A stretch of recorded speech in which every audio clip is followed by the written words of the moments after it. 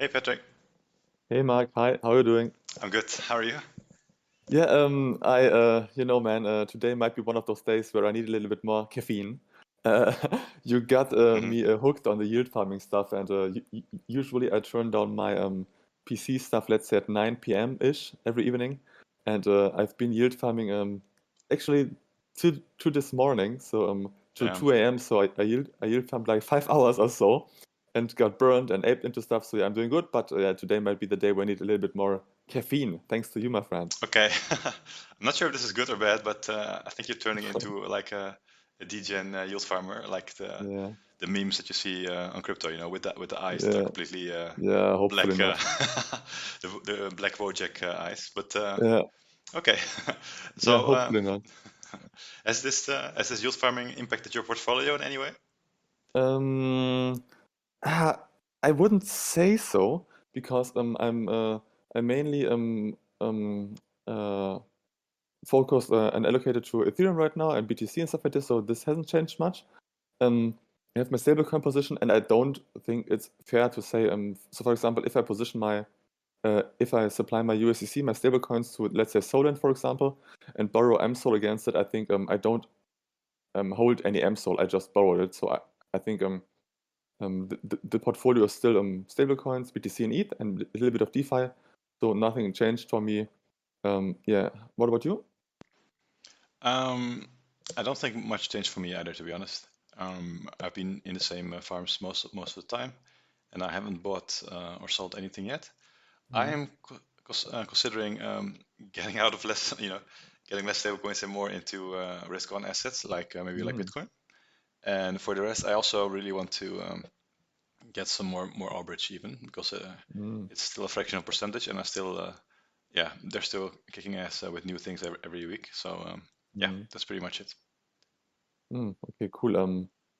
What do you need to see, or what do you need to think about in order to pull the trigger or don't pull the trigger on those two things? Yeah, well, the how do you call it? The price trend of Albrecht hasn't been that great. It's been a little bit like Mm. a yield farm or something. So it Mm. went up and then it slowly starts moving down. Mm. But on the other hand, they are generating so much revenue, and they are connecting so many new interesting chains. For instance, lately they connected Stacks. The Bitcoin. I think it's a Yeah, layer yeah. two or something on Bitcoin. They Mm. connect that one to Solana right now. So they do really interesting connections. And Mm. yeah, so basically they make so much revenue, and because they buy up their own token with the revenue, I feel like sooner or later the curve has to be trend because has to be it has to be shifted because it's Mm. not like they are incentivizing with a whole lot of Albridge. It's not that Mm. bad. So at some point the supply runs up, you would say, and the price would need to go up. Mm. So this is why yeah, why I'm so interested in it. Okay, and so basically decided that you will pull the trigger, and then doesn't need to happen something like, okay, Bitcoin needs to break 50K, so the market is risk on again. It's just like you basically decided and you just set the time to allocate, or what is it? What Yeah, what for me, a what is holding market, you back? I think the market is already risk on a little bit. And yeah, in terms of what's holding me back, um, well, I would need to swap some of my other assets, and I like my other assets as Mm. well. So this is more what's holding me back. Yeah, selling your alluvium. Well, no, that's not Yeah, gonna happen. But I could sell some of my it's stable coins, but I like stable coins in Solana because they're so versatile. You can put them in bar lending protocols and stuff like this. yeah, And if they're I have freaking an Albridge awesome. token, it just sits there in my wallet, or Yeah, that's maybe true. so. This is yeah, it's a really big deal to have tokens that are liquid and that are versatile in all kinds of ways. Mm. Yeah, cool. Sounds interesting. If you do some relocations, hmm let us know. Sure. Okay, do you want to go to the remarkable things? Yeah, sure. Okay, dokie, do you want to start? Yeah, sure. I'll start. So I got a couple ones that are gaming slash NFT related. There was an announcement from at Reuters that Hmm. YouTube hints at verifying NFTs and watching games in the metaverse in its platform. So Hmm. I thought it was quite big news because, of course, YouTube is the biggest video platform, and them offering to watch the videos in the metaverse. It could be gimmicky, but I think it's still a step into the metaverse direction. And Hmm. also verifying NFTs is of course huge. You can imagine social NFTs or these kind of things, where you follow certain people and you can think of all kinds of business models Mm. that are related to the persona of a certain channel. So I thought that was quite kind of interesting news. And there was also a good thread about yeah, from Justin Khan, and he is one of the founders of Twitch. And he says that Twitch has millions of users, but gaming NFTs are way bigger. So I thought that was Mm. also quite interesting. If I can give you some of the top of the things he mentioned. So he says, you know, that right now gamers are kind of they don't like really NFTs, right? They think it's pay to Mm. win and these kind of things. But he brings up some good arguments. For instance, first of all, um, when a developer wants to make a game, they can fund it straight from their player base rather than from VCs from other places, right? So Mm. this allows for certain games that normally wouldn't be created to be created. So this is one way, and NFTs would make a better model than something like a Kickstarter or something, Mm. because then the players get something in return and they are in control of the yeah of the game economics. So Mm. this is one thing, and second thing is that games that allow NFTs, they can become like an ecosystem that other people can build on top of, So imagine Fortnite, they have the skins, but imagine if you could incentivize other people to build on top of your skins, with skin Mm. stores or custom skins or whatever. It would generate so much value both for the game and for the developers and for the people who build on top of it. So it's kind Mm. of like a win-win. And he also dispels some of the FUD that people have about NFTs. So one of the FUDs is that, for instance, it's just a money grab on the part of the studios. So this is true to some extent, right? Because you see a lot of Mm. studios launching with land sales, and they don't even know what the land is going to do, but they already sell Yeah. it. So that is true. He agrees with it, but he says that game studios have already switched to the model of selling in-game items, cosmetics, etc. Just think of all the mobile Mm. games, for instance. So at least with NFT ownership, at least with NFT, it's like you own something that you can resell later on. And if you switch games, Mm. you can sell your stuff. So even though it's a money grab, it's still a superior money grab than for the players, for the gamers, than what it was before. Mm. And then another criticism is, the NFT games they aren't real games, so they don't have any AAA games yet. Mm. And he says that this reminds him of the criticism of free to play in 2008, when you had things like Mafia Wars and Farmville. I'm not sure if you remember that. Mm. Yeah. Um, so back then, those were also quite kind of basic, but now, free-to-play games is like the biggest section of the Mm. gaming market, right? So the same thing will happen for gaming NFTs.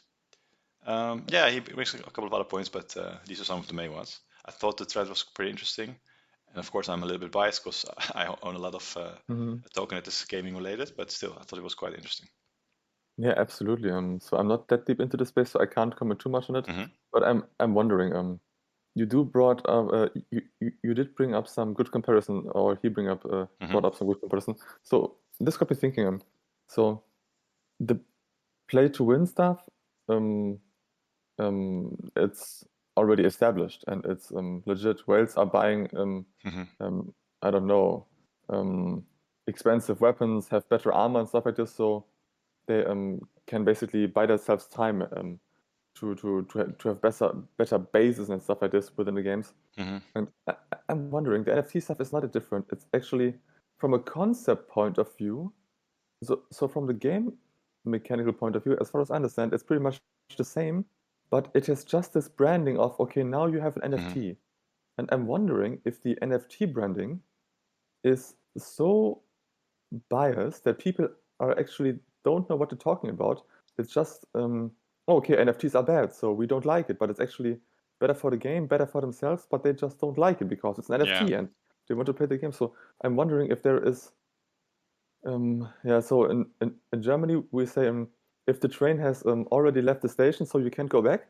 Hmm. Um, I'm wondering if that's the same for NFTs as well, and we need to rebrand it and don't talk about this anymore because I don't understand why gamers are against NFTs. What do you think about this? Um, yeah, I'm a little bit biased in this. I can kind of understand where they're coming from to some extent, I think part of it is that they don't really understand NFTs yet, so they think Yeah. it's just some blockchain high tech hypey thing, that is going to solve all the problems. And of course, they're extremely skeptical against that. Mm. Um, I also think that they may be a little bit jealous in some regard that they missed the boat in some respect. So they see that there's this huge booming market out there, and the gamers are just stuck playing their games where the developers don't listen to them and where it's Mm. kind of stagnating. So uh, they may resent NFTs a little bit. So this may be the case. But yeah, I agree. Like you could even not mention the word NFTs, and you could just say the items that you earn in game, you can sell them. If you Yeah, exactly. then They, suddenly they, they are now it's a yours. whole yeah, exactly. So Yeah. yeah, I think there may be definitely a negative stigma around Mm. NFTs, and of course you have the whole it's not environmentally friendly issue and stuff, but yeah, that makes no sense. But that's No sense. BS. Yeah, that's BS either. So yeah, Yeah. so I don't really understand it. I understand um, the hate against pay to win, but almost all Yeah, online games are that's pay to win, established, right? Like Exactly. even World of Warcraft is pay to win. Like you have boosting, you can pay other people to play for you. Yeah. Yeah, yeah. If you don't There want are pay those to black win, you markets should and just stuff play like single this. player games, in my view. Yeah. Yeah, I understand the frustration that people want to Hmm. have a system where money is not responsible for wins or losses, but yeah, as you mentioned, level boosting or World of Warcraft, for example, or buying gold and stuff like this. Man, that's already the reality, and yeah, Yeah, yeah, cool, cool thread. I think you're far more knowledgeable about than I am, but yeah, thanks for bringing it up. I think crypto gaming will be part of this whole thing, and hmm the more often you bring it up, the better we are educated and our audience. So yeah, thank you for it. sure. I have another thing that is kind of interesting that happened this week, and it Hmm. was a thread by a guy called Mikey0x, and Hmm. he had a long Twitter thread in which he gave his views on the borrow lending ecosystem in crypto. Mm. And it's really interesting because he was referring to something that I've been also been concerned about, and that is the fact that a lot of the borrow lending protocols, like Cream or Aave, they have this shared liquidity pool below it, right? So Mm. you can borrow and you can supply any token pretty much that they allow, and they all go together into the same collateral pool. So let's say one token Okay. gets rugged, like what could almost happen with the wormhole bridge issue with ETH, then it can affect suddenly. It can yeah, it can really infect all the other pairs as well, basically. Mm. And this is also what led to the Cream Finance hack, for instance. And he Mm. mentions that some protocols are doing interesting things to solve this issue. And one of them was Euler Finance. Have you ever heard of this one? No, what do they do? Yeah, so Euler Finance is also a borrow lending protocol, but they have a very interesting asset yeah, tiering. So they have three tiers of assets. They have one tier which is called yeah, basically the standard tier that you're used to with Aave, for instance. Hmm. It has like USDC, USDT, the stable common tokens, and those you can supply and you can borrow. And Hmm. then it has another tier of tokens that are a little bit more degen that you can borrow, but you cannot you cannot lend them out. And then you have Hmm. another tier that is isolated, and that is basically like Kashi on SushiSwap, or maybe like Taro if you wanna consider it like this. So it's like it's pairs of one to one, So I can deposit Aave and I can borrow Saber or something, And these two are combined in like a little pair. It's a similar to Hmm. paired, basically. And the way they have it like this, you can add a lot more assets than normal, right? So Aave has to be very cautious about which assets they allow because of this contagion issue. But with Euler's construction, they can have a lot of more degen kind of tokens in their pool, so they can Mm. offer like 50 times of tokens. And because you can borrow them, you can also short all kinds of tokens. So if you want to short some That's DeFi cool. tokens, that's really really cool about what they allow. Mm. And then you have Rari, of course. So Rari is a little bit like Beethoven, if you're familiar with that, on Phantom, which Mm. has like pools of like 8 tokens or something, or 6 tokens together in one pool, in one Mm. isolated pool. And what they do is when you swap, they they route it through these pools in a smart way, so that these pools are like auto balanced. So this is also another way of doing things. And then the final one, which is really interesting, is It's a new borrow lending protocol. It's not out yet, but they have already a website and a video, and it's called Silo. And Mm. what their concept is that you have little pools like Parrot, for instance, just like one-to-one pools, right? So um, I don't know, Saber ETH, Orca ETH. Everything is Mm-hmm. compared to the same base, and it could be ETH, it could be USDC, it could be anything, and they're all isolated. And if you want to, let's say you want to supply Saber and you want to borrow Orca, so let's say you're bearish Orca and you're bullish Saber or something, you can supply into the Saber ETH pool, and then you can borrow from the ETH Orca pool, you know. And because the ETH is basically goes from one bucket to the other bucket, and this allows you to have isolation, but at the same time borrow all kinds of weird combinations, and they have a lot Mm. of they can have a lot of tokens this way.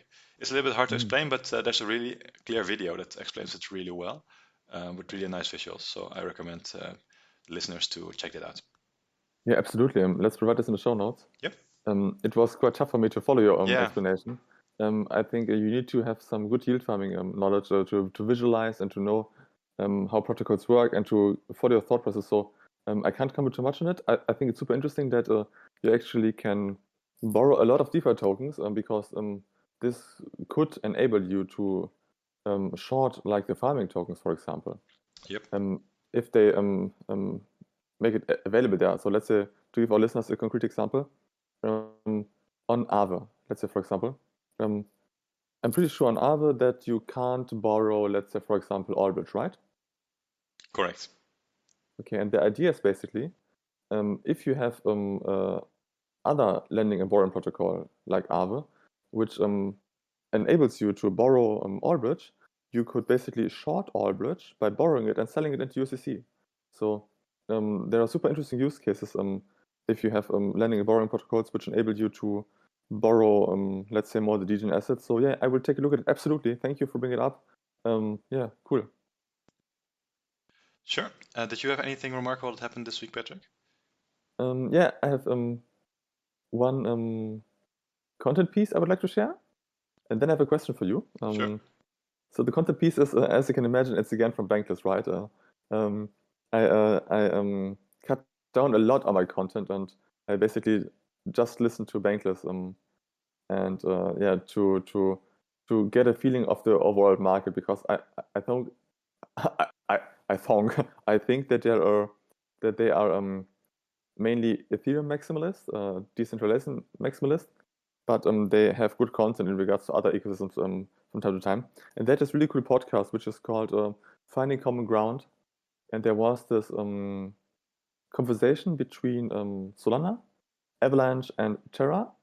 So on the panel, whatever you want to call it, there were Ryan and Dale from Bankless. And then there was Anatoly, he's one of the co-founders of Solana. And then there was Emin. Emin is one of the founders or even the founder of Avalanche.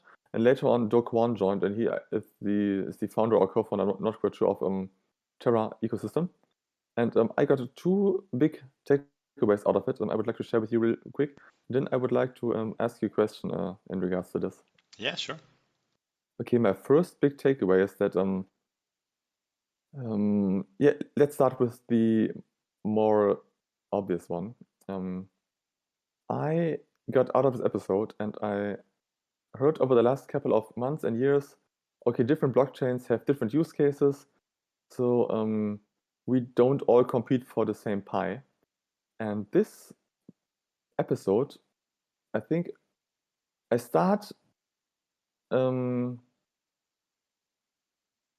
I start feeling I, I start feeling that it might turn out like this. So actually, to give you a concrete example, Ethereum is decentralization and security, and you can make sure in quotes that whenever you write something on the Ethereum blockchain, it's basically safe because in order to change the blockchain, you need to put in a lot of freaking money.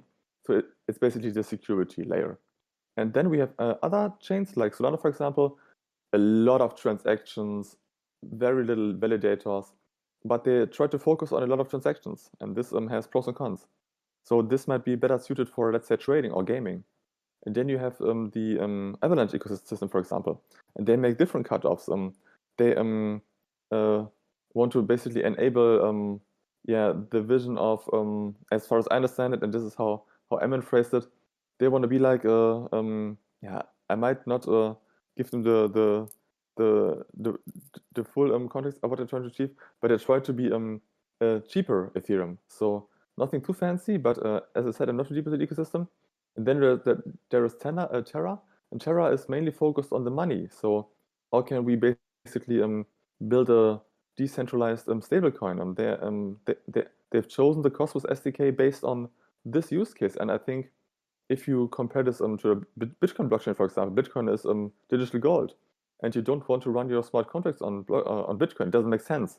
They have blocks every 10 to 15 minutes or so. So I think that there might actually be a world where different blockchains have different audiences, but right now it feels like war and it feels like tribes because they're doing basically all the same right now. So in the future, I think that they could go for different use cases, but for now it's all the same. Whenever we talk about Ethereum, whenever we talk about layer 2s, whenever we talk about Solana, about Metis, about Avalanche, what do they all have in common? They all have those yield farms, they all have those borrowing and lending protocols, and it's basically a copy paste, and you want to be early in order to make some nice yield. But we are competing for the same users. So the first big takeaway for me is that I see a future where chains don't compete anymore. Right now, they need to compete because yeah, it's the same use cases. So this is the first big takeaway. I start feel that it might really work out like this. And the second one, which is actually pretty cool, I think it's even cooler. So this was one of the first episodes I noticed where there was good collaboration and an open discussion between the participants. So one of the most toxic people on Twitter, I think, and yeah, I didn't like this at all. Was when Suzu tweeted, "I abandoned Bitcoin, I abandoned Ethereum, Ethereum has abandoned its users, and now I will go to focus on Avalanche." What basically what he says, and man, this it's just from my personal taste. I don't like this at all. Um, so he's basically fighting the war right there. And this discussion between Anatoly, between Ammon, between Do Kwon, and between Ryan and Davis, it felt super cool. It felt super relaxing, and yeah, and I don't think that this was a show. I truly think that right now, because we're not in this hype cycle, we are more in the yeah, prices have declined at 50%. So we are focusing more on building and making it work for everyone else. I think the biggest takeaway for me was that collaboration might be possible because the market is not that greedy right now. So this was basically the second observation. The first one was, okay, I might see multi-chain future because they don't compete on use cases. And the second one is I might see a world where we can collaborate because there is not much hate and not much greed right now in the market. And I think that's super cool. So yeah, I have two questions for you. So first, what do you think about those two takeaways? And second, have you noticed something similar, or do you see still war going on? Um, with regards to your first point, I think they do somewhat compete on use cases. For instance, you have DEXs that are on all three chains, right? Or you have borrow lending protocols, etc. Like a lot of the use cases are the same on all three chains. Like the whole DeFi ecosystem is relatively similar, even though they specialize in different things. So I would say Solana, they specialize more into kind of like TradFi, kind of high finance kind of concepts. And I would say Terra is more about the people, I would say, and it's more about just the stablecoin and the money, and less so about like options protocols or these kind of things. It's just more, yeah, it's more, I would say, more down to earth. And then I would say Avalanche is more, it focuses on assets and having a place for everyone where everyone can store their assets basically. So I think while they specialize in different things, they do share a lot in common. So I think there will be a lot of competition still within them. And I don't really see them collaborating in a way that, yeah, I don't see suddenly that there will be a collaboration between Solana and Avalanche or something to make some kind of super bridge or something, or I don't know what other collaboration you would think of. Um, yeah, I don't really see that happening. Although I do think that they specialize in different things, and it's like different strokes for different folks, right? So they can live alongside each other, I think, without too much hostility. Hmm. Um, yeah, I think at some point. we could end up with like three winners or something, but yeah, I don't see many more than three chains dominating in my Mm. view. So some of the chains have to fall by the wayside in my view. Mm. And with regards to your second point, um, could you remind me what your second point was about again? That right now there is collaboration. So um, that right now, due to the fact that the market is not that greedy because we are down like 50% Hmm. from top, it feels like that the wars have gone down a little bit because it's not my chain is better than your chain, so come all to me and we get rich together. It's more like, okay, the market has calmed down a little bit, so discussions feel a little bit calmer right now. There's less war going on. Yeah, I would agree, but I think there was never really a war going on from the founders. I think the founders are relatively cordial against to each other, you know. So I think the war is more more about the token holders, and I think this kind of war, yeah, you can never stop because people are very, very attached to their tokens. It's like sports clubs on steroids, basically. Mm, So I think you will always have that. Of course, now it's a little bit dampened because there's been some downwards pressure on the price. But as soon as the price goes up again, it will start up again. So I mm, don't see, unfortunately, even though I would like it to, I don't see a reduction in this kind of behavior. I think that's just mm, human nature. mm. Yeah. Yeah. Okay. Yeah. Interesting. So Hmm. it's it's yeah. You brought up good points, and I try to think of a situation where basically founder fought themselves. You bring up a good point. Yeah. Maybe it was just one snapshot, but it felt real that they don't hate each other and that they don't want to take away the users. It felt like, okay, Terra, you are awesome. Okay, Solana, you are awesome. Hmm. Okay, Avalanche, you are quite awesome. And yeah, let's build a future where we all have our specialties and don't try to be money. Not everyone wants to be money, for example, Yeah. but some of them want to be money. And yeah, just an interesting Hmm. listen to the podcast. Highly recommended. It was a cool episode. Um, Bankless guys, if you're listening to this, yeah, 75% of the new content is quite boring. So yeah, I'm not that interested in yeah the stuff like, okay, my crypto merges with MetaMask. Yeah, so I'm pretty sure you get paid for this a little bit. So yeah, that's cool. But if you want to have feedback from a listener, try to focus more on this stuff because I think this is the real good content. Yeah, and if I can add one point with regards to the founders not arguing with each other, I think right now, the chains they aren't each other's enemy. The enemy is like Web2 or TradFi. These, so it makes no sense to argue with each other yet.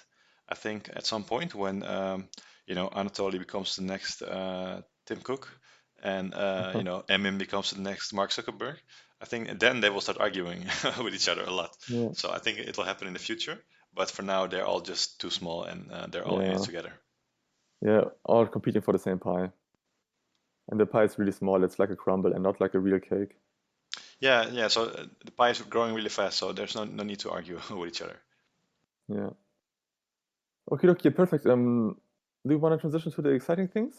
Sure, sure. Okay, okay. Do you want to start or should I start? You start, please, because to be honest, I don't really have much to be excited about in Hmm. crypto at the moment. Okay. Yeah. I have. So I'm super excited about yield farming. I've I've think about this a lot of Freecloud, especially in regards to our MVP and what this enables us. And I see so many use cases. It's such a mind blow. So for the last couple of years, I was basically a holder, and then I heard about, okay, DeFi is so awesome because you have those Lego blocks. You can combine protocol A with protocol B, and you can go to protocol C and over collateralized lending and stuff like this. And yeah, so I see so many use cases. And about a week ago, um, we discovered the use case of parrot finance. So parrot, like the bird, rah, rah, rah, right? Parrot. And Hmm. uh, they have some interesting things going on. And in preparation for this episode, I asked you it's three questions. I will bring them up real quick. I will read them out loud, and then it would be great if you can answer them to give our listeners and me a better understanding of what Parrot Finance enables. Because I think it's a really interesting use case that I haven't seen around that much. It's not a usual borrow and lending protocol. It's similar but different. So yeah, let me read through my 3 questions, and then we can go through everything in one of them, if that's okay for you. Yeah, sure. Okay, so the first question is, and I will read out all 3 of them, and then I will repeat the first one. So the first one is, can you describe what makes Parrot Finance actually special? Then can you expand on what use cases you see for yield farmers on Solana by using Parrot? And the third one is, do you see use case for yourself in Parrot Finance, and what would you like to try? So yeah, let's start with the first one. Can you describe what Parrot Finance actually makes special, please? Okay, so I think the best way to see Parrot Finance is to see Pi as the stable coin. It's a little bit like Magic 8 and Money, where you can supply a lot of different crypto assets, and then you can mint this stable coin called Pi. And Pi is basically backed by the fact that there's a lot of collateral below it, and it's over collateralized. So in that sense, yeah, it is like many stable coins, like a little bit like DAI, for instance. But the special thing about Pi about Parrot is that they allow LP pairs as collateral. So most protocols, like for instance DAI, they allow, for instance, ETH as collateral or USDC as collateral. But Pi, they mainly allow LP pairs as collateral. So I can supply my Radium Sol USDC, and then I can mint Pi against it. And this way, Pi, holds a relative peg as a stablecoin of around $1, and this allows you to swap your Pi for USDC or USDT or any other stablecoin. So this basically allows you to get more yield out of your LP pairs.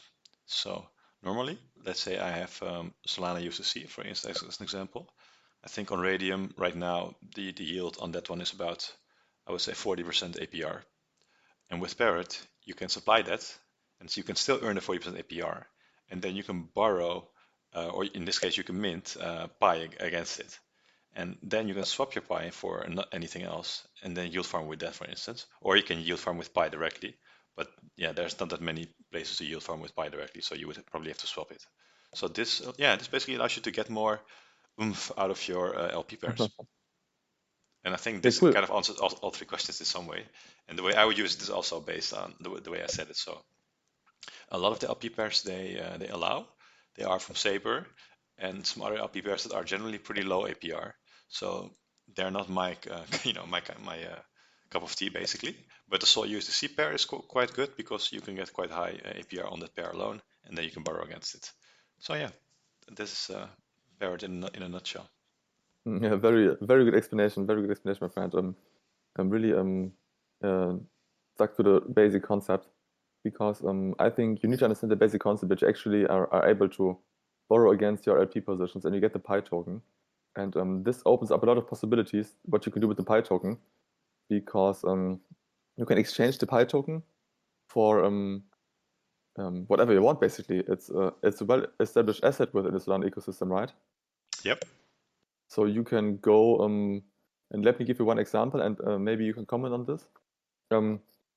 You could take a LP position, and let's say you have a LP position which is worth $1,000, and then you can borrow against it. And I think the loan to value is at of those LP pairs. Oh man, do you know from top of your head, like 75% or so?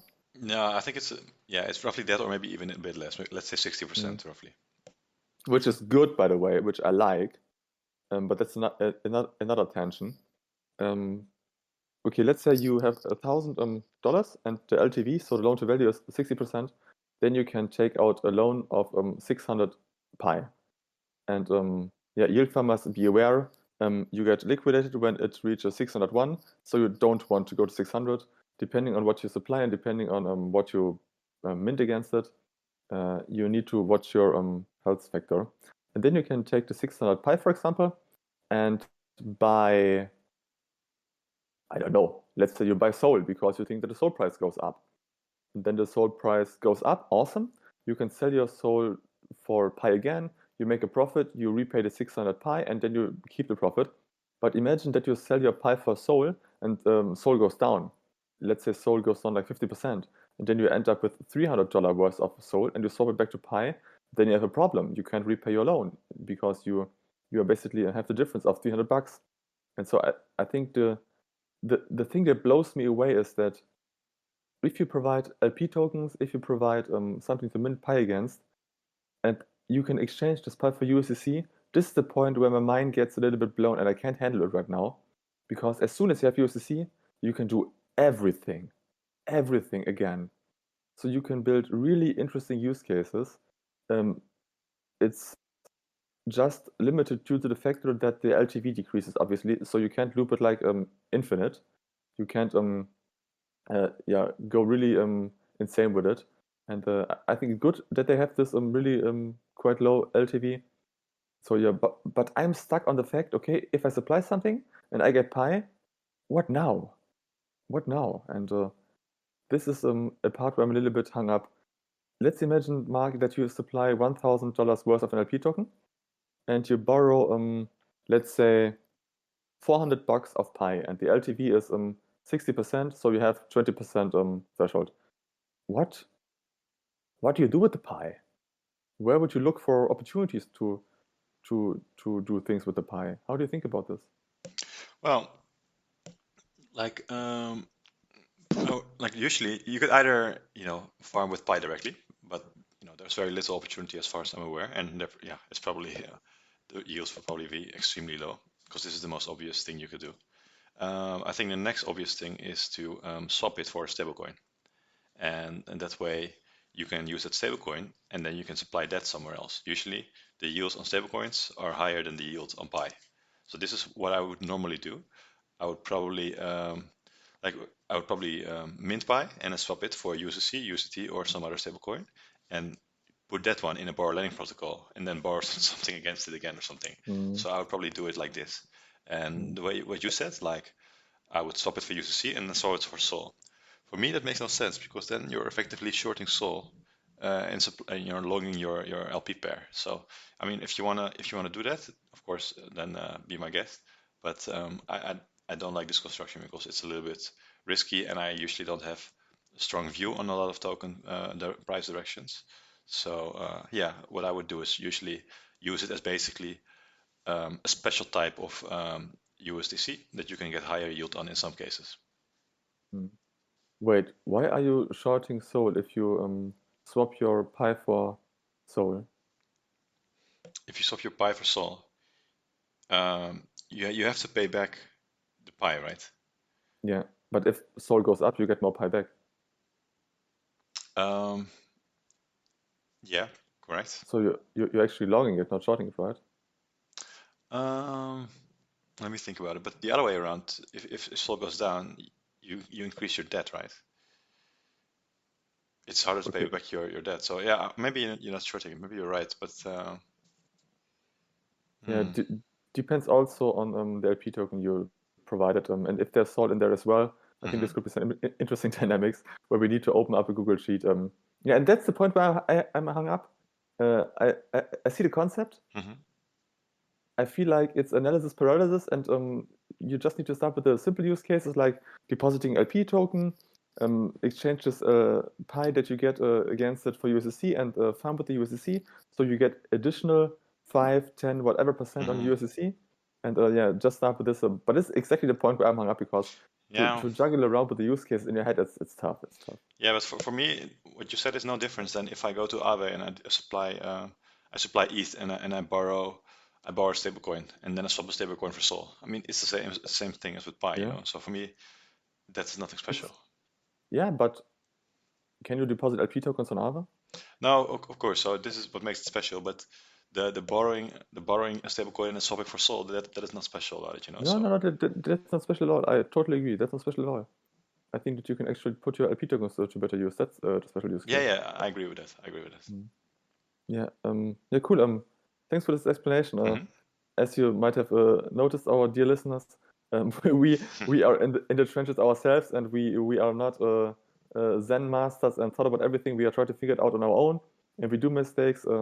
I did a big in quote deal farm mistake yesterday, where I aped into a farm where they stopped paying out their incentives, and I was in there. I was asking myself, okay, what is going on here? So yeah, we learned this at the same time as you do.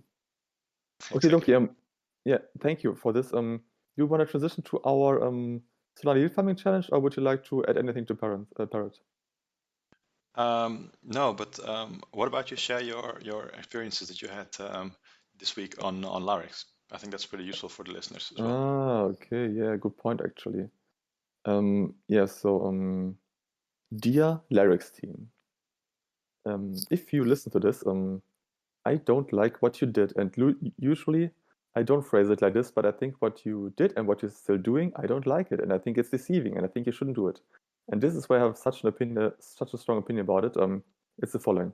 So if you go to projectlarix.com right now, and I'm not on the page right now, but you see your supply APY and your borrow APY. And about a week ago or so, it was a week ago, right, Mark? Or maybe 3-4 days, I don't know.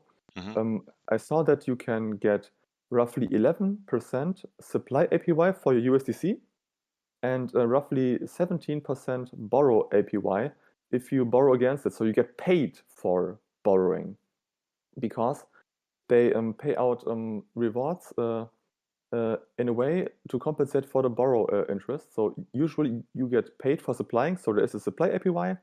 It was like 2%, and you get like 5% additionally due to LARIX rewards when you supply. Then you have the borrow side. You have to pay like 7% borrow interest, but you get on top of that, let's say 24% in LARIX rewards. And so you end up with roughly 28% APY for just supplying and borrowing in total. You can follow this far, right? Yeah. Okay, and then I put up my calculator. I was thinking, awesome, I'm getting paid to supply and I'm getting paid to borrow. Let's loop the free cloud out of it. So I supplied uh, quite a lot of USDC. I borrowed against it. I took those supplied USDC. I took those borrowed USDC, supplied it again, borrowed against it, and this is basically called looping. So I put more money. I put money in. I borrow against it, put it back in, borrow more, and this is how I ended up like I think I managed to increase my equity like 5x or even 7x or so. So let's give you an example. Let's say you put in $1,000, you lend 700 against it, then you put in the 700 against it in, and then you have 1,700 in. You can borrow like 500, put the 500 back in. This is how I looped up. And I thought, awesome. Now I'm making, I think 50, no, the calculations were that I make 400% APY on my stablecoins. 400%, right? 400. You think that's crazy. And that's actually not the truth. And this is where I think it's deceiving because those LARIX tokens, in order to get them, you need to stake them for 180 days. If you don't stake them, and if you just claim them and sell them right now, actually the borrow APY is higher than the supply APY, so there is no way you're getting paid for borrowing. You make a loss. And I did this for multiple days because I want to figure out if the protocol has some kind of issues. But yeah, I think they're just a little bit deceiving. So they promise you in quotes LARIX rewards in order to have those APYs, but you don't have those APYs. You have actually a supply APY, which is roughly about 2.5%, and you have a borrow APY, which is roughly minus 4%. So you end up with minus 1.5% in total. And this is how I ended up after a couple of days. I basically withdrew everything. I have the numbers, and this is where I think Lara does something really toxic, and I don't like it at all.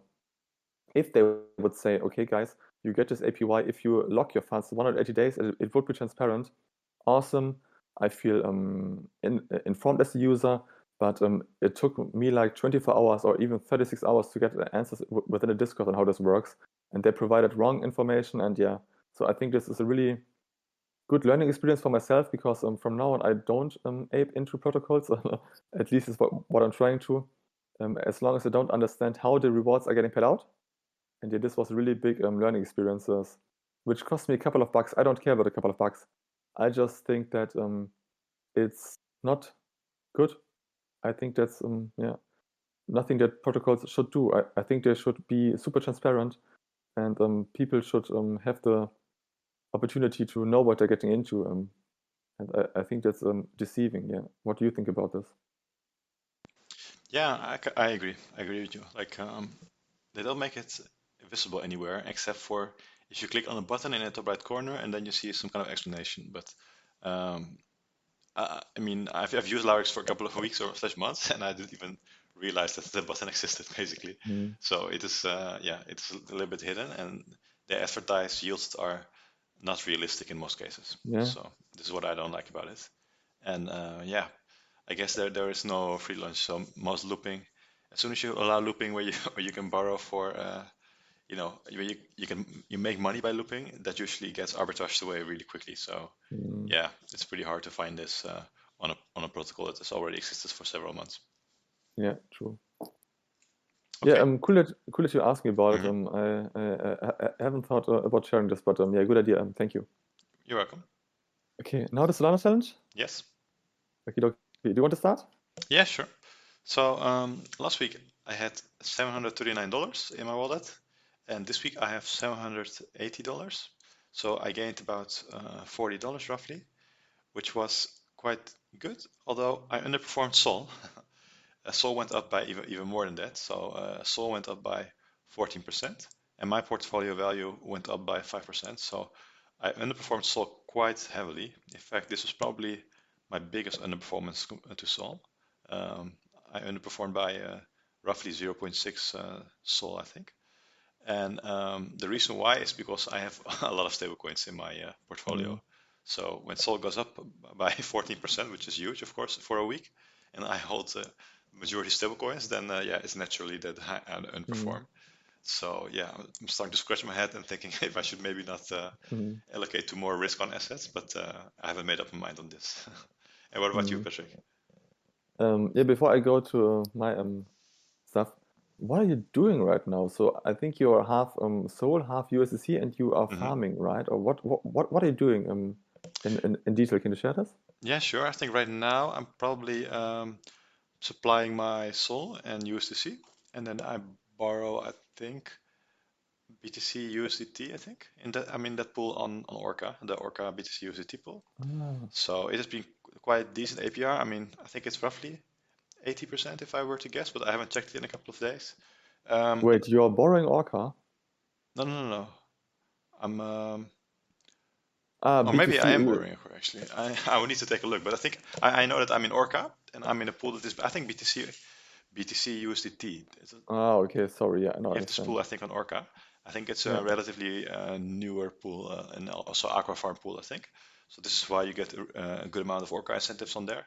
And Orca also has done quite well lately in terms of price. So this is how I managed to get 5% yield in a week, which is quite nice, of course. Mm. So yeah, Yeah, cool. Maybe you can check later on in what farm you're in. I'm on sure, the page right now. There is no BTC USDT farm. sure, Maybe you can check it.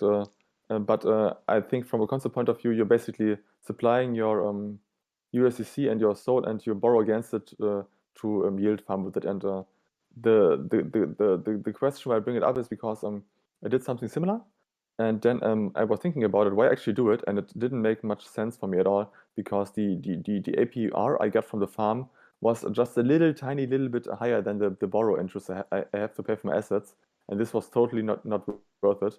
So this got me thinking, why not um, uh, let's say, for example, if I want to have exposure to the BTC Orca stuff, for example, and hmm, um, borrowing Orca cost me like 50% interest rate, for example, why not borrow, yeah, USDC or supply a little bit less USDC and swap this for Orca, so you're saving on the borrow interest. Obviously, you have to pay the swap fee, but you don't have to compensate for the borrow interest. So yeah, this yeah. is why I'm asking. Okay, so I just checked it while you were talking, and I'm in the Orca USDT pool at Mm. the moment on this account. And the reason why I don't, so I borrow Orca in this case, and why I don't swap for Orca is because the borrow fees, even though it's like 50%, unless you hold it for a long period of time, it is still cheaper to borrow it at 50% APR than to swap it at 0.3% of your total Mm. amount that you swap. And also, Mm. my borrow is not 50% APR because I only borrow maybe like a third or something of what I deposit. So it's in reality it's not simply 80 minus 50. It is 80 minus 30 or something. Mm. Okay, yeah, cool. Thank you for looking it up. Sure. Okay, and for my portfolio, it's that I increased my portfolio by $61. Woo!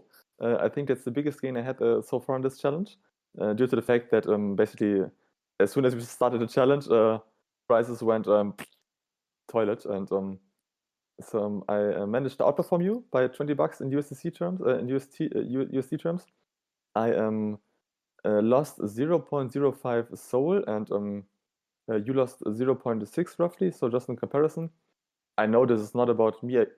You betting than I am. You betting than you betting me. It's more about different approaches and what approach works best. So you are a little bit less exposed to Sol, and I'm a little bit more exposed to Sol, BTC, and ETH. And this is the reason why I managed to outperform you this week, because I am more risk on. And the market it went up quite nice. I still managed to underperform Sol, because I do have some BTC exposure, some ETH exposure, and some Sol exposure. And Sol was able to outperform ETH and BTC, but just by a small margin. So yeah, I'm mainly in those option protocols. I think this is a really, really, really, really good use case right now for Solana. I haven't seen those cool option protocols on other chains like Ethereum or Polygon or whatever, and I really like them. So to refresh our listeners, take a look at Katana, take a look at Friction, take a look at Chest Finance. You could also take a look at the Psy options, for example. Then there you can buy and sell options. It's a really cool use case, and the more I learn, the more I like those strategies, like selling cash secured puts, because you can do this with your stable coins, and you get like 30 to 50% on your stable coins roughly, depending on what the market does. Obviously, if the market dumps a lot and you are selling cash secured puts, yeah, you get wrecked, you lose your money. But if the market stays flat or goes up a little bit, you are basically earning the premium, and you're making really nice ROI. So yeah, that's the main difference. And I'm also speculating on airdrops, because none of those protocols I mentioned have a token.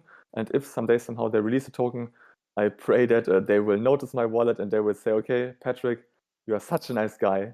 I will give you an airdrop. Then I will ask them how much. And then they will tell me $4. And then I tell them, nice. Yeah, this is my experience over the last couple of months. Basically, a couple of $4, $50 airdrops. I managed to get another $50 airdrop, but from another wallet. So it's not relevant for our challenge, but it's a nice. You get up in the morning, you open your Discord, you see 37 notifications. You go through everything, one of them, and then you see one channel says, "Okay, guys, now is the day. We're launching our token," and you see this Google form, and you see all the addresses that are eligible. You go to look for your address, and you see, okay, nice, $4 of allocation. Damn, it feels like Christmas, but you get gifted, let's say, yeah, a rotten tomato. You can Wow. you can eat it, but it's not that healthy, I guess. I think you're a little bit spoiled, Patrick, Yeah, because like even like a $50 airdrop, even though for us, it's a small fry, but think about it, if you yeah. were like I'm kidding. Yeah, 16 or I'm something, kidding. $50 would be like you could buy a new video game with that. So Yeah, that's I'll true. be pretty elated to have $50 get dropped in my lap. So Yeah, yeah, maybe I think I it depends lost a little bit on what you. reality. I think it depends on. Yeah, I think you're used to too high airdrops and too Yeah, lucrative, but it's still kind of crazy that you can get free money in some ways. In some ways, yeah. Yeah, so this is actually what I'm doing. And yeah, nothing changed over the last couple of weeks, so I will stick to my things right now, because I do feel that I'm in a good position right now. cool. Okie dokie. Do you want to end it here? Do you want to wrap it up? Yeah, let's end it here. Okie dokie, guys. Yeah. Final note: if you want to take a look at a real cool hackathon, take a look at Riptide. We are joining Riptide as well. We are trying to submit our MVP there. But besides this, yeah, have a lot fun out there. If you have any questions, jump into our Discords. Mark and I are usually every single day in there. And if you have any questions, write a comment whatsoever. And yeah, see you guys next week, and take care.